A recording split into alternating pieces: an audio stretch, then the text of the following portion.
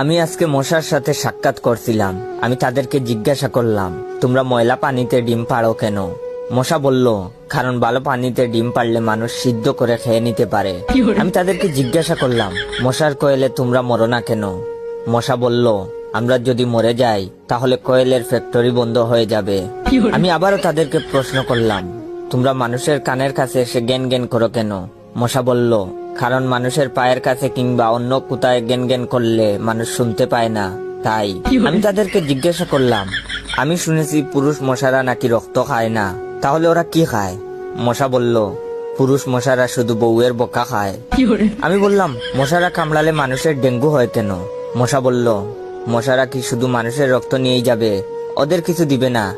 মশারা এত স্বার্থপর নয়, তাই মানুষকে ডেঙ্গু উপহার দিয়ে যায়। মশার সাথে সাক্ষাৎ করার পর আমি মশার উপর রিসার্চ করলাম।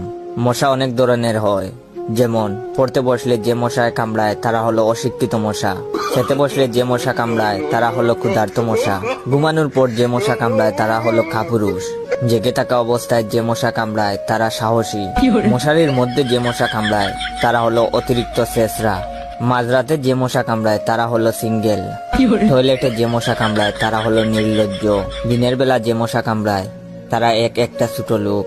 আমার এই ভিডিওটা দেখার সময় আপনাদের যেই মশাগুলো কামড়াইতেছে ওইগুলো হলো প্রতিবাদী মশা।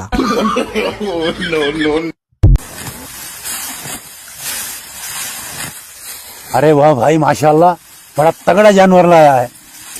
अच्छा तो कल इसकी कुर्बानी करोगे?